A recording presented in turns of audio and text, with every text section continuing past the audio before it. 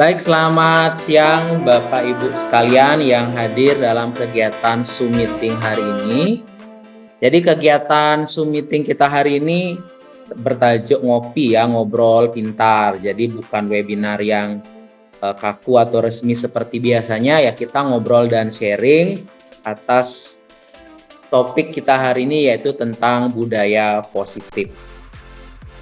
Agar kegiatan kita berjalan dengan lancar, terima kasih Pak Widi sudah hadir. Agar kegiatan kita berjalan dengan lancar, mari kita awali kegiatan Zoom meeting ini dengan berdoa sesuai dengan keyakinan kita masing-masing. Berdoa dipersilakan.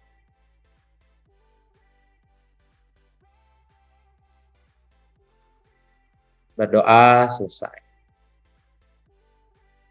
Baik Bapak Ibu sekalian, kegiatan kita hari ini berkaitan dengan tugas saya sebagai calon guru penggerak untuk sharing dengan Bapak Ibu terkait materi pada guru penggerak yaitu tentang budaya positif. Nah, mudah-mudahan nanti selama kurang lebih 1 jam ke depan kegiatan kita ada kegiatan pembukaan yang sudah kita lalui, kemudian nanti ada kegiatan pemaparan materi selama kurang lebih 30 menit, kemudian nanti kita sharing tanya jawab jika Bapak Ibu punya hal-hal yang ingin ditanyakan terkait dengan budaya positif, bisa kita sharingkan di sini.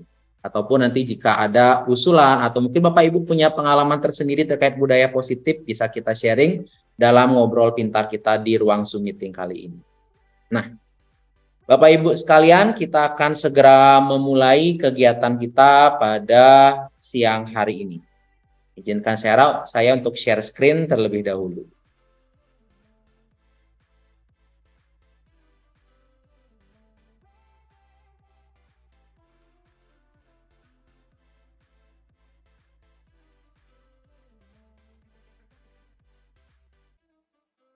Ya. Baik, Bapak Ibu, saya mulai dengan memperkenalkan diri, ya, walaupun kita sudah sama-sama saling mengenal ya. Jadi perkenalkan, nama saya Wayan Suryanegara SPD, calon guru penggerak angkatan 6 dari SD Negeri 1 Kesyut. Pada kesempatan kali ini, saya mengundang Bapak Ibu untuk hadir pada kegiatan Zoom meeting ini dalam rangka memberikan pemaparan terkait dengan budaya positif ya, urun remuk ya, kita saling sharing di sini.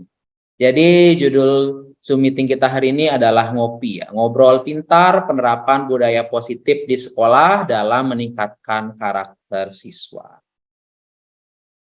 Bapak guru hebat yang ada di Zoom meeting ini, nah semua saya bilang hebat ya karena Bapak Ibu sudah menyediakan waktunya dalam waktu yang mungkin sudah harusnya bersiap-siap untuk pulang, sudah harusnya mengerjakan hal lain, tapi semuanya ada di ruang Zoom ini untuk sama-sama sharing terkait budaya positif. Jadi semuanya punya motivasi yang luar biasa untuk meningkatkan diri masing-masing dalam mengembangkan pendidikan di instansinya masing-masing. Kita mulai saja materi kita hari ini. Sebelum membahas tentang apa itu budaya positif, saya sedikit ingin mengajak Bapak Ibu untuk mengenal tentang filosofi Ki Hajar Dewantara. Seperti yang kita tahu, Ki Hajar Dewantara adalah Bapak pendidikan kita ya. Ki Hajar Dewantara memiliki filosofi pendidikan yang luar biasa yang bisa kita terapkan di sekolah kita masing-masing. Yang pertama, yang perlu Bapak Ibu ketahui tentang filosofi Ingarso Sungtolodo Ingmadio Mangunkarso dan Tuturi Handayani. Nah, mungkin kita sudah mengenalnya, sudah tidak asing lagi dengan 3 kata ini. Ingarso Sungtulodo ini mengingatkan kita bahwa sebagai guru kita harus bisa menjadi teladan. Tulodo ya, teladan di depan siswa. Tidak hanya bisa memberi contoh, tapi kita diharapkan bisa menjadi contoh. Ketika kita mengharapkan perubahan pada siswa, kita juga harus mampu untuk menjadi contoh pada siswa. Ing Madio Mangunkarso, bagaimana kita sebagai guru diharapkan mampu memotivasi, memfasilitasi siswa dalam kegiatan pendidikannya. Sehingga siswa termotivasi untuk lebih maju. Dan kita tidak lupa mendorong mereka dari belakang, memberikan kesempatan bagi siswa mengaplikasikan ilmunya, yaitu tutwuri handayani. Kita juga diingatkan dalam mendidik, kita harus menjadi pendidik yang bisa menuntun. Apa itu menuntun? Nah, menuntun siswa artinya kita membimbing siswa sesuai dengan kodrat alam dan kodrat zamannya. Diibaratkan kita jadi petani, kalau kita ingin menanam padi, kita tidak bisa mengharapkan yang tumbuh adalah jagung. Kalau ketika kita menanam padi, ya yang tumbuh nanti adalah padi. Tapi bagaimana menumbuhkan padi itu menjadi padi yang berkualitas. Seperti itulah kita mendidik siswa. Kita tidak bisa memaksakan sesuai kehendak yang kita inginkan, tapi kita memaksimalkan potensinya, kodrat alamnya, apa keunikannya, dan sesuai dengan zamannya. Kita tidak bisa hanya dengan apa yang dulu kita alami, apa yang dulu kita ajari, apa yang dulu kita dapatkan. Kita harus menyesuaikan dengan kodrat alam dan zaman siswa. Dan ada satu statement dari Ki Hajar Dewantara yang luar biasa, yaitu konsep menghamba pada siswa ketika Ki Hajar Dewantara mendirikan Taman Siswa. Apa menghamba pada siswa? Apakah kita harus tunduk pada siswa, membiarkan siswa melakukan sekehendak hati? Tidak. Menghamba pada siswa ini adalah konsep student center, ya. Menempatkan siswa sebagai pusat dari pendidikan yang kita lakukan. Memandang setiap individu sebagai suatu yang unik dengan karakternya masing-masing. Bukan teacher center lagi, tapi sudah pada student center. Filosofi Ki Hajar Dewantara ini seiring sejalan dengan standar nasional pendidikan kita. Nah, dalam standar nasional pendidikan disampaikan bahwa pendidikan itu harus berpusat pada siswa. Kemudian, standar nasional pendidikan itu akan diturunkan menjadi visi dari sekolah.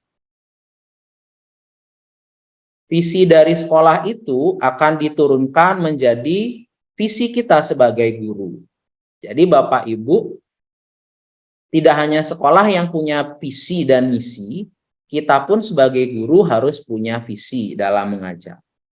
Kalau dilihat di layar ini, dalam standar nasional pendidikan disampaikan bahwa pendidikan harus merupakan suatu usaha sadar, terencana untuk mewujudkan suasana belajar dan proses pembelajaran agar peserta didik secara aktif. Nah, peserta didik yang secara aktif mengembangkan potensi dirinya sehingga mereka memiliki keterampilan, kemudian spiritual, pengendalian diri, kecerdasan atau pengetahuan akhlak mulia yang nantinya berguna bagi mereka dan juga di masyarakat.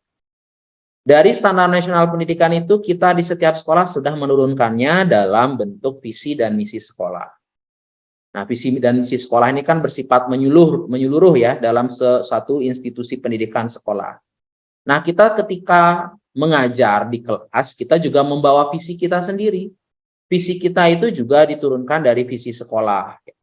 Kita punya cita-cita kan sebagai guru, kita ingin membawa murid kita seperti apa. Nah, itulah yang akan kita wujudkan.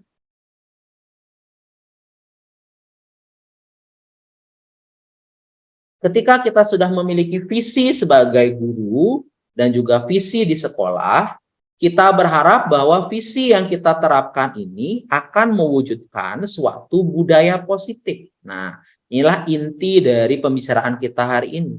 Budaya positif. Budaya positif. Budaya positif itu sangatlah penting untuk mengembangkan anak-anak. Sehingga nantinya memiliki sebuah karakter yang kuat. Karakter yang seperti apa? Yang kita kenal sekarang ada profil pelajar Pancasila. Budaya-budaya positif yang dimaksud di layar ini telah dijabarkan ya. Yang pertama, inti dari budaya positif itu adalah sikap disiplin positif. Kemudian ada teori motivasi. Nanti juga kita membahas tentang hukuman atau reinforcement, reward penghargaan dan restitusi, keyakinan kelas, kebutuhan dasar manusia, posisi kontrol kita sebagai guru, dan penerapan segitiga restitusi. Inilah yang ada di dalam budaya positif yang nanti kita terapkan di sekolah kita. Mari kita berkenalan dengan budaya-budaya positif itu. Kita mulai dengan mengetahui tentang disiplin positif. Nah, ketika kita bicara tentang disiplin, ya, mungkin kita sebagai guru memang sangat ingin bahwa siswa-siswa kita yang ada di sekolah menjadi siswa-siswi yang berdisiplin. Pasti ingin siswanya disiplin. Tapi pernahkah kita berpikir disiplin yang kita terapkan pada siswa itu apakah hukuman ataukah memang disiplin dari dalam diri siswa? Apakah ketika kita menegakkan disiplin, siswa sudah memahami apa yang kita berikan atau hanya sekedar takut dengan apa yang kita perintah? Disiplin positif merupakan unsur utama dari budaya positif. Disiplin ini memang identik dengan kata kepatuhan. Disiplin positif yang saya sebutkan di sini adalah mengacu pada bagaimana seorang guru mampu membimbing muridnya dalam menumbuhkan disiplin dan dengan motivasi internal. Maksudnya, siswa itu disiplin karena kesadaran dalam dirinya, oh saya harus melakukan tata tertib atau keyakinan yang ada karena tahu manfaatnya, karena tahu ketika dia melakukan pelanggaran terhadap disiplin itu apa konsekuensi akan dia dapatkan. Sadar dari dalam diri, bukan hanya sekedar kita memberikan hukuman, mereka takut dan menjalankan. Itu tidak disiplin positif. Jadi disiplin positif ini diharapkan muncul dengan motivasi internal. Nah, tugas kita sebagai guru bagaimana memunculkan motivasi internal tersebut supaya mereka tidak hanya mau berdisiplin karena motivasi eksternal. Motivasi eksternal itu berarti karena saya mau disiplin supaya tidak dihukum oleh bapak ini. Saya mau disiplin supaya tidak dihukum oleh ibu ini. Itu motivasi eksternal masih. Tugas kita sebagai guru adalah memberikan motivasi internal. Apakah mudah? Ya tidak semudah itu karena perlu pembiasaan. Perlu pembiasaan secara terus-menerus kepada mereka dan kita sebagai guru menjadi teladan untuk mereka bisa menerapkan disiplin. Berikutnya, ketika kita menerapkan disiplin kepada siswa, kita harus memahami tentang teori kontrol. Bapak Ibu guru sekalian. Mungkin saat kita menerapkan disiplin kepada anak-anak, kita sering mengalami ilusi. Ilusi kita sebagai guru. Terkadang kita merasa bahwa dengan saya menerapkan disiplin versi saya, maka saya menganggap saya mampu mengontrol murid. Itu ilusi kita. Padahal kenyataannya mungkin tidak. Kita juga berilusi bahwa dengan saya menerapkan disiplin versi gaya saya akan memberikan penguatan positif dan efektif serta bermanfaat bagi mereka. Mungkin tidak. Ketika kita memberikan disiplin, penerapan disiplin, hukuman untuk siswa, kita berilusi atau beranggapan bahwa kritik yang kita berikan bagi siswa akan membuat mereka merasa bersalah dan dapat membangun murid. Dan terkadang kita juga berilusi bahwa kita berhak untuk mengatur mereka. Nah, ketika kita melakukan hal-hal tersebut, maka kita masih dalam tahap stimulus respon namanya Bapak Ibu. Di tahap stimulus respon ini berarti kita menganggap bahwa kebutuhan semua siswa itu sama. Semua butuh keteraturan, semua harus disiplin, bajunya harus begini, mereka harus seperti ini, semua kita samakan. Kemudian kita selalu ingin mencoba mengubah orang sesuai dengan apa yang kita inginkan. Itu stimulus respon. Padahal seharusnya kita berada pada teori kontrol. Teori kontrol ini mengajarkan kita bahwa setiap orang punya kebutuhan yang berbeda. Kemudian setiap orang memiliki gambaran yang berbeda. Imajinasinya mereka berbeda. Pengertian mereka terhadap sesuatu berbeda. Kita yang harus berusaha memahami pandangan orang tersebut. Nah, bagaimana kita mengubah cara pandangnya, bukan memaksakan mereka untuk selalu sama. Jadi diharapkan dalam budaya positif ini kita bisa mengubah pemahaman kita dari stimulus respon menjadi teori kontrol. Seperti itu Bapak Ibu. Berikutnya, nah di sini yang sangat menarik. Tentang teori motivasi, hukuman, dan penghargaan. Menurut Diana Gossen, seseorang melakukan sesuatu, itu pasti ada motivasi. Misalnya kita sendiri ya, saya sendiri melakukan kegiatan Zoom meeting ini pasti ada motivasinya. Bapak Ibu bekerja ada motivasinya. Apa yang kita cari ada motivasi. Menurut Diana Gossen itu mereka menggolongkan motivasi itu menjadi 3. Yang pertama, motivasi untuk menghindari ketidaknyamanan dan hukuman untuk siswa ini ya. Kemudian yang kedua, untuk mendapatkan imbalan. Pasti kan ya, kita bekerja motivasi mendapatkan imbalan penghargaan dari orang lain. Kemudian yang ketiga, untuk menjadi orang yang mereka inginkan dan menghargai diri sendiri. Jadi kita ingin dihargai. Kita menghindari ketidaknyamanan, kita ingin mendapatkan imbalan, dan kita menginginkan dihargai atau diberikan penghargaan oleh orang lain. Itu motivasi. Maka setiap tindakan siswa yang kita lihat di sekolah, pasti mereka punya motivasi. Kita perlu menumbuhkan motivasi tersebut pada siswa. Sehingga motivasinya mengarah kepada motivasi internal, kesadaran dari dalam diri mereka. Nah, dalam membentuk identitas siswa, di sini di layar ya, di sana saya bagi 2 menurut teori ya.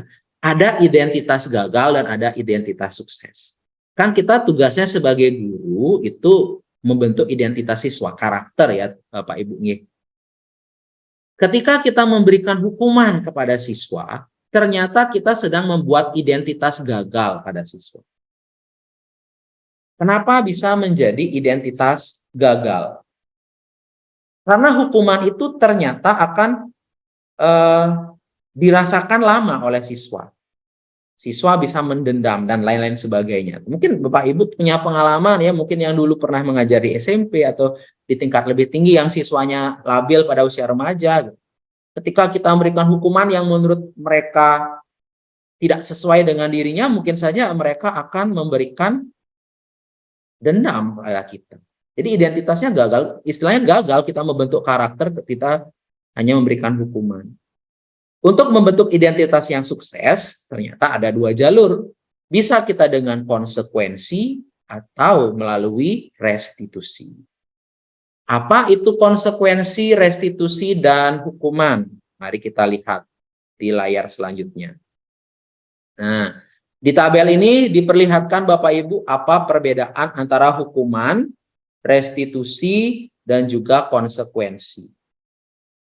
Kalau hukuman tersebut sesuatu yang cenderung menyakitkan bagi anak-anak, tidak nyaman.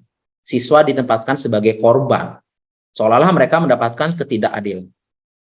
Mungkin ya, pernahkah Bapak Ibu datang siswanya ada yang sedang mungkin berselisih paham pada teman, terus kita langsung marah, ngapain kamu begini-begini, kamu ini dasar begini-begini. Kenapa harus begini? Kenapa harus begitu? Kamu ini salah, kamu ini salah. Ketika kita selalu mengatakan itu, berarti kita telah menempatkan siswa pada posisi korban yang bersalah terus-menerus. Sehingga siswa itu akan semakin membenci dengan aturan yang kita buat. Muncullah ilusi, oh dengan saya menghukum siswa, siswa itu disiplin. Padahal itu ilusi kita sendiri.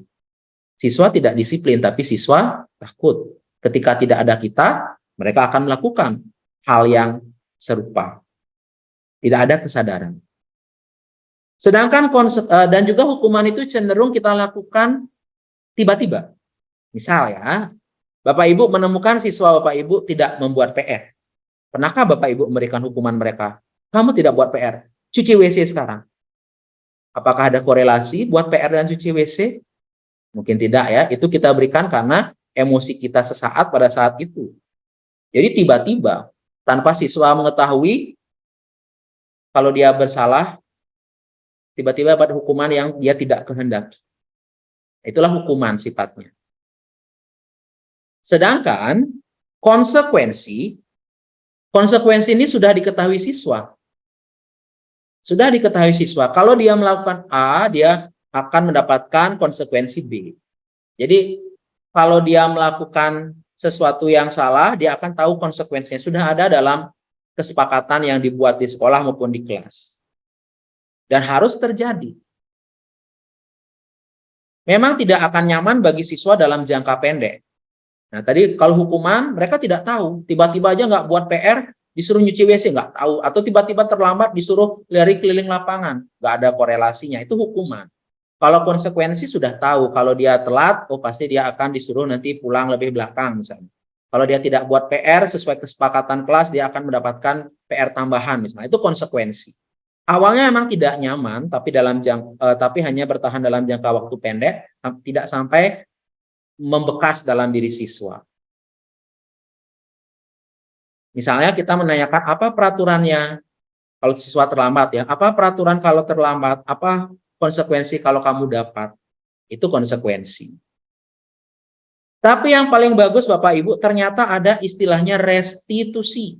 Nah, restitusi ini adalah bagaimana kita sebagai guru mengembalikan identitas siswa dari yang gagal ke yang sukses. Mengembalikan dan menempatkan kembali siswa kepada posisi yang diterima oleh komunitasnya, misalnya teman sekelas. Jadi kita tidak hanya sekedar menunjukkan kamu salahnya ini, hukumannya ini, tidak. Tapi kita di restitusi ini berusaha untuk menyadarkan mereka. Menyadarkan mereka kesalahan yang mereka buat, apa yang harus mereka lakukan dari diri mereka sendiri, bukan dari peraturan atau kesepakatan yang kita buat. Itu restitusi. Menumbuhkan kesadaran dalam dirinya, itu intinya. Nah, bagaimana kita menerapkan restitusi? Nah, itu ada pada bagian terakhir dari slide ini nanti.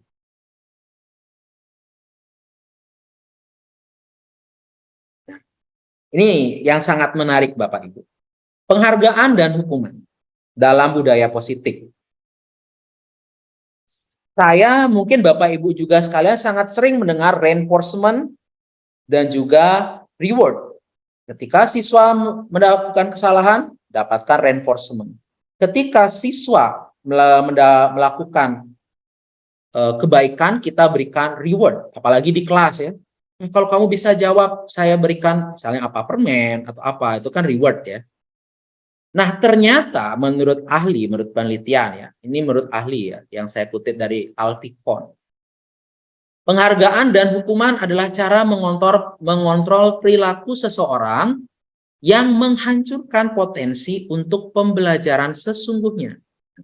Bahkan Alficon ini memberikan ungkapan dihukum oleh penghargaan. Wah, luar biasa ya. Ketika saya juga belajar modul di guru penggerak ini ada pernyataan dihukum oleh penghargaan. Itu seperti memutar balik pemikiran saya ya. Wah, selama ini berarti saya memberikan reward kepada siswa itu menjadi sebuah hal yang salah. Padahal kita sendiri melihat bahwa ketika diberikan reward siswa itu senang kan. Ayo anak-anak kalau bisa jawab nanti dapat hadiah. Wah, semangat semua menjawab.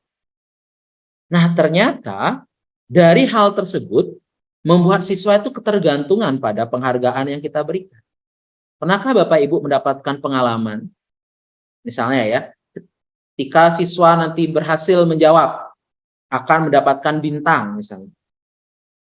Nanti mereka menumpuk bintangnya, siapa yang paling banyak bintangnya berarti dia yang paling aktif misalnya. Setiap kali ada kegiatan tanya jawab, pertanyaan siswa yang pertama adalah, Pak, dapat bintang nggak? Pak, dapat hadiah nggak? Ketika kita biasa memberikan hadiah pada siswa. Itu sudah menunjukkan bahwa reward yang kita terapkan sudah membuat mereka ketergantungan. Susahnya nanti ketika di kelas tersebut, tidak kita yang mengajar. Mungkin kita berhalangan hadir, digantikan teman. maka anak-anak akan menuntut reward pada guru lain, seperti yang kita terapkan. Sehingga penghargaan itu disebut menjadi hukuman, dihukum oleh penghargaan, seperti itu. Tapi, jika kita memerlukan reward itu, jika kita memang memerlukan reward itu untuk memancing motivasi, tidak apa-apa Bapak Ibu. Tetapi diusahakan reward itu hanya menjadi pemantik awal. Dan lama-kelamaan kita berusaha kurangi, lagi-lagi kita tumbuhkan motivasi intrinsik mereka. Bahwa apa yang mereka lakukan, diskusi, tanya jawab, atau apapun kegiatan kelas itu adalah untuk kepentingan mereka. Bukan semata-mata membutuhkan reward. Karena penghargaan itu hanya efektif dalam jangka pendek. Jika terus-menerus mereka akan kehilangan motivasi intrinsik mereka. Terkadang penghargaan juga akan merusak hubungan antar temannya. Ah, dia aja, Yogen pasti bisa nyawab, Yogen mau penghargaan, pin bau nyawab. Mungkin ada siswa yang berpikir seperti itu. Ah, masih Yogen Kalman hadiah, masih Yogen Kalman bintang. Sehingga siswa yang lain tidak termotivasi, hanya memotivasi beberapa anak saja. Nah, menurut Alfikon sendiri, bahwa tindakan belajar yang kita terapkan itu sendiri adalah penghargaan yang sesungguhnya. Jadi bagaimana kita menyusun metode, strategi pembelajaran, itulah penghargaan sesungguhnya untuk siswa. Dengan kita memberikan apresiasi pada siswa di saat kegiatan pembelajaran, merupakan penghargaan yang sesungguhnya. Jadi kita mungkin perlu berpikir, bagaimana cara membuat strategi dalam pembelajaran yang bisa mengapresiasi siswa tidak karena iming-iming reward yang ada. Kita lanjutkan Bapak Ibu dengan budaya positif lainnya. Nah, ini juga sangat menarik. Posisi kontrol guru. Wah, ini materi yang sangat menarik untuk kita cermati. Posisi kontrol guru.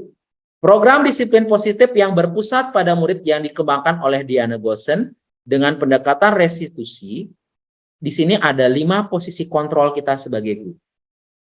Mari Bapak Ibu sekalian, guru-guru hebat dimanapun berada, kita merefleksi diri. Kira-kira saat ini, Bapak Ibu ada pada posisi kontrol yang mana? Di layar ada 5 posisi kontrol Bapak Ibu, yang bisa diperhatikan. Yang pertama, guru sebagai penghukum. Nah, tindakan yang sering dilakukan kalau guru dalam kontrol sebagai penghukum. Memarahi anak. Mengkritik. Kini gesing bisa, muntu gesing bisa. Nah, itu ya posisi kontrol penghukum. Cenderung kata-katanya menyakiti ya. Nyelekit gitu ya di dalam hatinya. Kalau kamu begini, Bapak akan kasih kamu gini. Kalau kamu, nah itu kata-kata yang sering keluar. Akibat dari posisi kontrol, murid cenderung tidak peduli dengan gurunya dan tugas sekolahnya. Masih opak Kalmani gitu ya. Posisi kontrol sebagai penghukum. Tiba-tiba datang gebrak meja langsung ya, kalian ini diam semua. Nah, itu posisi kontrol sebagai penghukum. Nah, saat belajar modul ini ya Bapak Ibu ya, tidak menapik ya. Saya sendiri dulu ada di posisi ini sebagai penghukum. Mungkin dulu disebut guru killer gitu ya. Ada di posisi ini, tiba-tiba datang gebrak meja langsung, gebrak jalannya langsung. Kalian diam gitu ya. Ketika saya lewat, siswa diam, bukan karena motivasi internalnya ingin disiplin, tapi karena takut melihat gurunya. Muncul motivasi ekstrinsik. Bapaknya lewat, ribut lagi. Ya, itu posisi penghukum. Atau Bapak Ibu ada pada posisi kedua, sebagai pembuat rasa bersalah. Pernahkah Bapak Ibu melakukan siswanya ribut di kelas? Terus Bapak Ibu diam saja. Sampai akhirnya mereka diam sendiri. Nah, berarti Bapak Ibu sedang berada dalam posisi kontrol, pembuat rasa bersalah. Cenderung menceramahi siswa. Dengan kata-kata misalnya, Bapak kecewa sama kalian. Coba orang tuamu tahu kalian begini. Rugi Bapak Ibumu mencekolahkan, udah banyak bayar mahal-mahal itu misalnya. Itu semua posisi senang membuat murid itu merasa bersalah. Ya. Sehingga murid akan merasa rendah diri, tidak percaya, cemas, khawatir. Gitu. Lagi-lagi muncul posisi motivasi ekstrinsik di situ. Atau teman-teman guru lebih suka dalam posisi ketiga, posisi teman. Nah, di posisi teman ini kita cenderung menggunakan kata-kata yang akrab pada siswa. Sering membuat permakluman pada siswa. Ya, misalnya siswanya terlambat. Aduh nak, kok terlambat lagi? Aduh demi ibu jangan dong terlambat, nanti ibu dimarahin oleh kepala sekolah gitu misalnya. Itu posisi teman ya. Nanti siswanya juga akan menanggapi secara santai. Tapi membuat posisi guru cenderung menjadi lemah ya di sana. Jadi cenderung siswa itu menjadi menganggap kita hanya sebagai teman. Nah, posisi yang keempat di sana adalah posisi sebagai pengawas atau pemantau. Nah, dalam posisi yang keempat sebagai pemantau, kita cenderung mencatat, memantau, mencatat. Mereka mengawasi kita, oh mereka melanggar tata tertib, tidak tata tertib apa yang dilanggar, peraturan apa yang ada, kita mencatat. Kita memberikan konsekuensi sesuai dengan apa yang ada, itu sebagai pemantau. Kita memberikan reinforcement atau hukuman, memberikan reward, kita berikan hukuman yang salah, kita berikan penghargaan yang baik. Nah, itu sebagai pemantau. Motivasinya masih ekstrinsik dari luar. Oh, saya harus berbuat baik nanti dapat penghargaan dari ibu guru. Oh, saya harus bisa nanti dapat hadiah. Nah, itu pemantau. Yang diharapkan kita nantinya bisa menjadi posisi kontrol sebagai seorang manajer. Jadi sebagai seorang manajer ini kita mampu menumbuhkan motivasi intrinsik pada siswa. Di mana kita dan guru membuat, kita dan siswa itu membuat sebuah kesepakatan. Apa harapan mereka, kemudian apa yang bisa dilakukan untuk memperbaiki kesalahan mereka. Mereka yang mencari tahu sendiri apa salah mereka, apa keyakinan yang telah mereka langgar. Itu sebagai posisi manajer. Ya. Nah, diharapkan dalam budaya positif, kita Bapak Ibu sekalian, ya minimal lah pada posisi pengawas atau pemantau. Syukur-syukur kita berusaha dalam posisi manajer. Kita boleh meninggalkan posisi penghukum. Mungkin nggak zamannya lagi. Menjadi manajer atau pemantau bukan berarti kita lemah. Menjadi penghukum bukan berarti menjadi guru yang akan disegani. Belum tentu. Kita berusaha minimal pemantau, kalau bisa pengawas. Oke. Berikutnya, kebutuhan dasar manusia. Nah, di kebutuhan dasar manusia ini kita diperlihatkan 5 kebutuhan dasar dari anak-anak kita ketika belajar. Kebutuhan dasar inilah yang mempengaruhi anak-anak untuk berbuat atau bertindak sesuai dengan apa yang mereka butuhkan. Kita harus mengetahui apa kebutuhan dasar mereka sehingga kita bisa menciptakan pembelajaran yang sesuai dengan kebutuhan mereka. Yang pertama, kebutuhan dasar manusia itulah bertahan hidup, sandang, pangan, papan, rasa aman. Berarti minimal sebagai guru kita sudah mampu mengkondisikan sandang, ini berpakaian gitu ya, membuat nyaman untuk dilihat. Ya, mungkin kan kita jadi guru datang pakai baju kaos oblong gitu ya, apalagi bolong-bolong isinya. Pangan, ya bagaimana kita mengkondisikan asupan nutrisi, papan, bagaimana suasana kelas bersih apa tidak, nyaman apa tidak. Kemudian kasih sayang dan dapat diterima. Nah, ternyata kebutuhan dasar kita sebagai manusia adalah mampu menerima, ingin diterima sebagai pribadi yang unik, yang tidak selalu disalahkan gitu. Nanti siswanya bertanya, apa yang harus saya lakukan biar diterima oleh gurunya? Jangan sampai seperti itu. Kemudian yang ketiga, kebebasan. Nah, jadi siswa diberikan kebebasan untuk membuat pilihan yang bertanggung jawab. Jadi misalnya dalam pembuatan tugas, itu sebenarnya akan masuk kepada pembelajaran diferensiasi Bapak Ibu. Bagaimana tugas yang diberikan pada siswa kita diskusikan, seperti apa yang diinginkan. Jangan kita paksa, kalian harus buat karangan 10 lembar, kumpul besok. Itu kan memaksa, tidak memberikan kebebasan. Kemudian ada faktor kesenangan, fun, gitu ya. Bagaimana menyusun, membuat sebuah kegiatan pembelajaran yang menyenangkan. Membuat siswa merasa senang, aman, dan happy mengikuti pelajaran. Dan yang kelima adalah penguasaan, power. Nah, di sini membuat murid merasa dirinya kompeten. Jadi kita perlu menghargai setiap usaha yang dilakukan murid.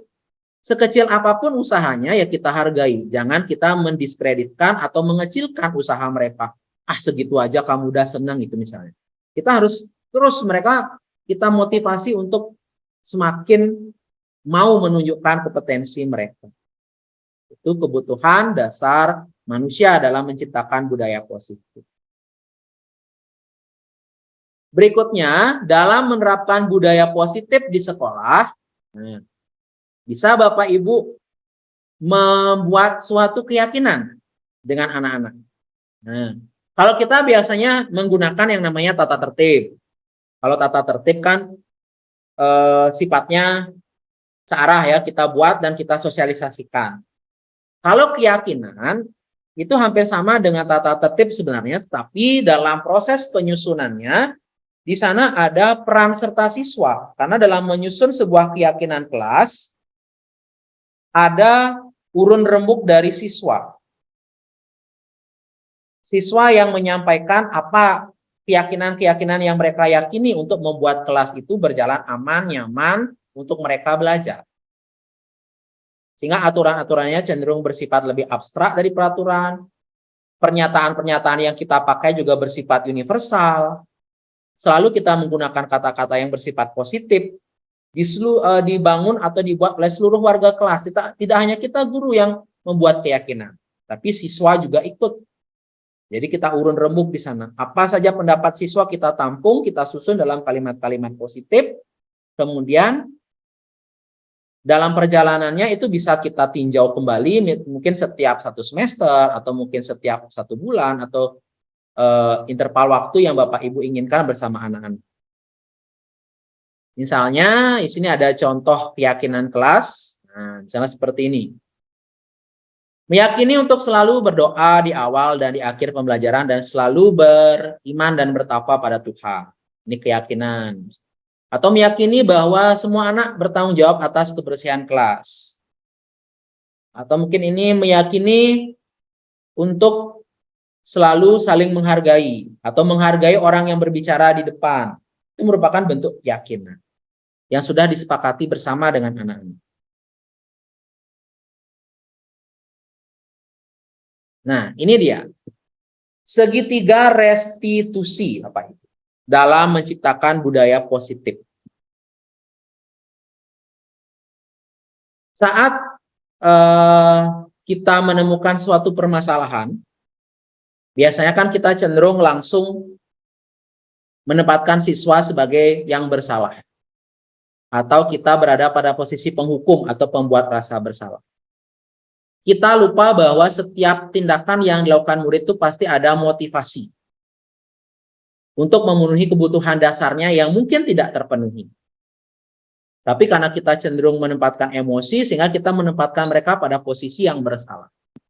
Nah, Bapak Ibu, di sini saya coba untuk men-sharing pada Bapak Ibu tentang segitiga restitusi dalam upaya untuk menyelesaikan permasalahan-permasalahan pada siswa. Di mana proses segitiga restitusi ini kita mengedepankan dialog. Jadi segitiga restitusi ini ada 3 tahapan Bapak Ibu. Tahapan pertama adalah menstabilkan identitas. Pada tahapan menstabilkan identitas ini, kita sebagai guru berusaha untuk mengubah identitas anak dari orang yang gagal karena melakukan sebuah kesalahan menjadi orang yang sukses. Atau orang yang tidak gagal lagi pada perbuatan yang mereka lakukan. Misalnya kalau di kelas Bapak Ibu menemukan anak-anak yang ribut bermain, misalnya ketika kita mengajar. Hal yang paling sering kita lakukan adalah kita langsung marahi, mungkin gebrak meja. Ya. kalian ini ribut. Tanpa kita ketahui kenapa sih mereka ribut. Dalam kondisi seperti itu, hal yang pertama kita lakukan, kita bisa menstabilkan identitas. Dalam proses segitiga restitusi yang pertama ini ada beberapa hal yang bisa Bapak Ibu tanyakan kepada siswa Bapak Ibu. Contoh pertanyaan pertama itu atau contoh pernyataan yang bisa Bapak Ibu sampaikan, misalnya ya, berbuat salah itu tidak apa-apa. Tapi setiap manusia memang pernah buat kesalahan. Tapi yang kita cari adalah solusi dari permasalahan yang terjadi. Nah, misalnya itu ya. Jadi bukan kita langsung kamu nih salah, tidak. Atau kita bilang setiap orang pernah buat kesalahan, Bapak pernah kok buat salah. Nah, sekarang kita cari solusinya. Apa sebenarnya solusi dari permasalahan yang tadi terjadi? Seperti itu kata-kata di tahapan menstabilkan identitas. Jadi kita tidak langsung membuat mereka dalam posisi yang salah dan mengecilkan mereka. Itu intinya stabilkan identitasnya dulu. Setelah identitasnya stabil, kita lanjutkan pada tahap yang kedua, yaitu dalam validasi tindakan yang salah. Jadi saat tindakan kita dilakukan dengan suatu tujuan, biasanya tindakan kita kan dilandasi oleh kebutuhan dasar kita yang tidak terpenuhi. Jika ada anak yang nakal, berarti ada kebutuhan dasarnya yang tidak terpenuhi sehingga mereka melakukannya. Mungkin mereka ingin mencari perhatian, kasih sayang yang tidak didapatkan. Mungkin mereka ingin mencari kebutuhan akan rasa nyaman dan aman yang tidak mereka dapatkan sehingga melakukan tindakan yang nakal di sekolah. Sehingga sekarang kita validasi tindakan mereka. Berikan mereka pertanyaan-pertanyaan pembimbing, misalnya. Misalnya mereka bermain di kelas ya saat kita mengajar. Atau mereka ribut. Wah, untung ya kamu tadi cuma ribut ya. Tidak sampai kamu lari-larian di kelas. Tidak sampai kamu pukul-pukulan sama teman. Itu misalnya. Kamu pasti punya alasan untuk melakukan hal itu kan? Kemudian boleh ditanyakan juga, kamu boleh mempertahankan sikap, tapi kamu harus menambahkan sikap yang lebih baik lagi. Sehingga mereka mau mengungkapkan apa sih alasan mereka dalam melakukan tindakan mereka. Dengan kita mengungkapkan misalnya, kamu pasti punya alasan untuk melakukan hal itu. Untung kamu tidak melakukan hal yang lebih parah lagi. Dengan membuat seperti itu berarti kita sudah membuat mereka memvalidasi bahwa tindakan mereka salah, tapi dengan cara yang tidak menyalahkan. Nah, itu maksudnya ya. Tidak membuat mereka menjadi yang salah, yang buruk banget gitu. Mereka salah, tapi kita menggunakan pendekatan yang membuat mereka tidak menjadi orang yang sangat buruk. Karena kan tujuan kita restitusi ini bukan hanya mencari siapa yang benar, siapa yang salah, tapi kita mencari menumbuhkan motivasi intrinsik mereka untuk mereka menyadari bahwa mereka salah dan mereka akan memperbaiki dan mereka yang menemukan solusinya. Tahap yang terakhir adalah menanyakan keyakinan. Nah, keyakinan mereka setelah kita ajak ngobrol tadi. Misalnya, apa sih nilai-nilai yang sudah kita sepakati di kelas, di keyakinan kelas tadi yang saya tayangkan tadi. Mereka kita minta untuk mengingat kembali keyakinan-keyakinan kelasnya. Apa ya sih yang sudah kamu langgar? Apa sih yang sudah kamu tidak ikuti dari keyakinan itu?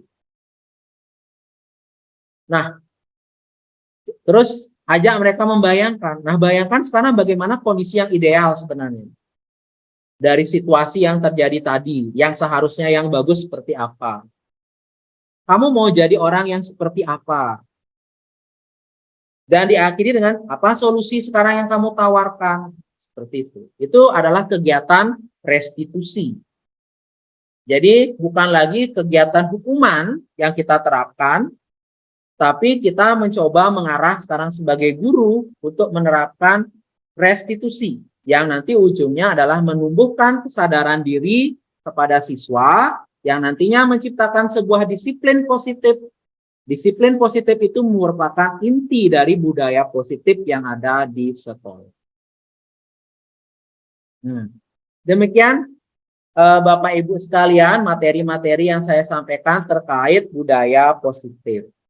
Kita masih punya waktu kurang lebih 15 menit. Jika Bapak Ibu ada pertanyaan atau hal-hal yang ingin didiskusikan, saya persilahkan Bapak Ibu bisa raise hand untuk menanyakan apa yang Bapak Ibu tanyakan. Di sini kurang lebih ada 20 partisipan ya, termasuk saya sendiri.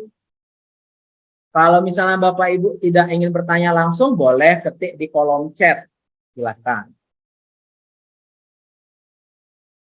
Mumpung suasana lagi hujan ya Bapak Ibu ya. Mungkin di tempat Bapak Ibu juga hujan. Kita saling sharing di sini. Ada yang ingin bertanya, silahkan. Yang ingin bertanya boleh raise hand atau langsung aktifkan mikrofon. Bagaimana Bapak Ibu? Tidak ada yang ditanyakan? Sudah memahami mungkin apa itu budaya positif nih? Oh, ini ada dari Bu Chandra. Iya, silakan. Bu Chandra Sapitri. Oh ya. Pertanyaan adalah apakah situasi intern keluarga dapat mempengaruhi identitas gagal yang disebutkan tadi? Ya, sangat bagus pertanyaannya. Identitas gagal tadi, yang dimaksud dengan identitas gagal tadi kan ketika terjadi hukuman yang diberikan pada siswa, sehingga siswa tidak mampu menunjukkan karakter yang sebenarnya. Jika kita lihat dari kondisi keluarga, itu bisa mempengaruhi, terutama dari kebutuhan dasar manusia. Kebutuhan dasar manusianya tidak terpenuhi, sehingga otomatis dia akan melakukan sebuah tindakan yang muncul dari motivasi tadi. Misalnya dia merasa di rumahnya tidak merasa aman dan nyaman, akhirnya dia mencari perhatian di sekolah untuk diperhatikan. Di rumahnya tidak ada perhatian, di sekolahnya mereka mencari perhatian. Tapi dengan cara yang tidak sesuai. Mungkin kalau dia mencari perhatiannya dengan cara prestasi, mungkin dia menganggap dirinya tidak terlalu berprestasi, maka dia membentuk identitas gagalnya dengan melakukan pelanggaran. Nah, di sanalah perlu kita melakukan sebuah tindakan restitusi. Bagaimana kita melakukan tindakan mulai dari tindakan identifikasi masalahnya dia. Terkadang kan kalau masalah keluarga kita tidak mengetahui ya, karena itu masalah intern. Nah, dengan restitusi kita mengidentifikasi permasalahan, kita bisa mengetahui permasalahannya. Kemudian dengan kita memvalidasi tindakannya, kita menyadarkan bahwa apa yang dilakukan salah, dan kita cari solusinya dalam tindakan yang ketiga, yaitu tindakan menanyakan keyakinan tersebut. Jadi apa yang tanyakan Bu Chandra tadi memang benar ya, bahwa permasalahan di rumah, permasalahan di luar sekolah bisa mempengaruhi pembentukan identitas gagal. Karena adanya kebutuhan dasar manusia yang tidak terpenuhi dari anak tersebut. Maka peran kita sebagai guru adalah bagaimana kita mengubah identitas gagal menjadi identitas sukses kembali dengan menerapkan segitiga restitusi tadi. Demikian Bu Chandra. Ya, betul sekali. Sangat berpengaruh ya. Dan sangat tergantung kondisi psikologis anak. Karena setiap anak kan mempunyai profil belajar yang berbeda. Memiliki minat dan kesiapan belajar yang berbeda. Dengan demikian mereka akan memiliki cara untuk menghandle permasalahan juga berbeda. Jadi kita sebagai guru tidak hanya mendidik, mengajar di kelas, tapi kita juga sebagai guru bisa dituntut untuk bagaimana mendampingi siswa untuk bisa mengubah identitasnya menjadi identitas yang lebih baik lagi. Terima kasih Bu Chandra atas pertanyaannya. Mungkin dari teman-teman yang lain ada yang ditanyakan kembali? Boleh ditulis di kolom chat ya, seperti Bu Chandra tadi.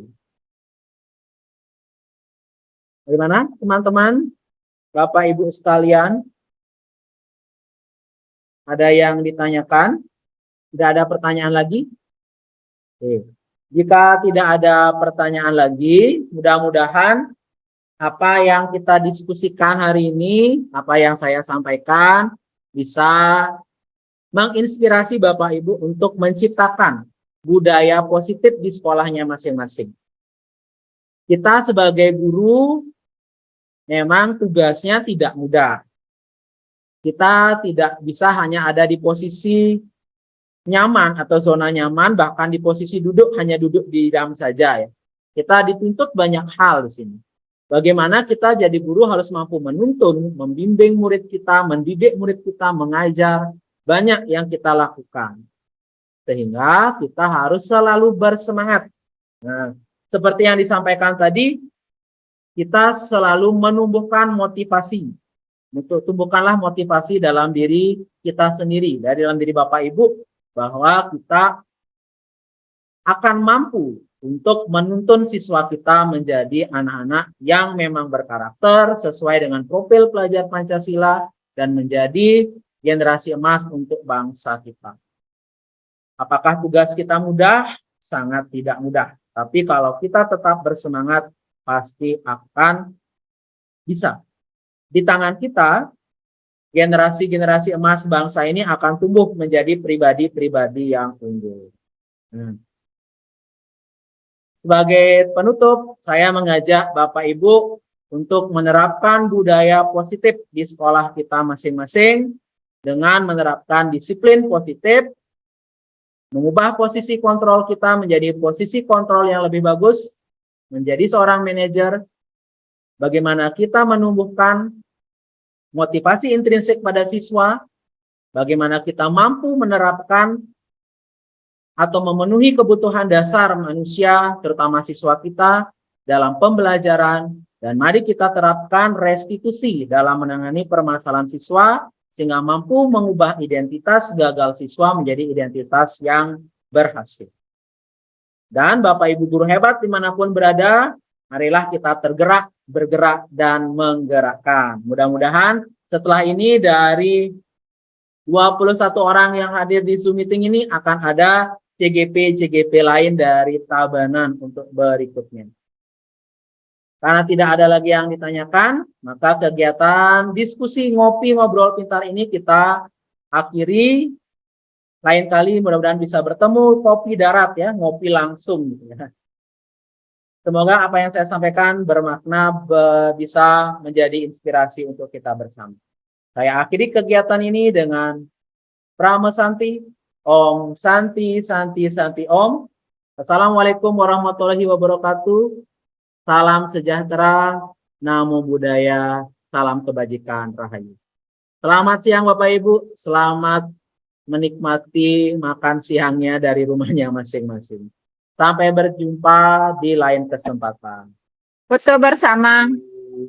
Oh, foto bersama. Oke. Terima kasih Pak Surya. Sebentar, foto bersama dulu katanya. Ayo Bapak Ibu, boleh on-kan kameranya, kita foto bersama.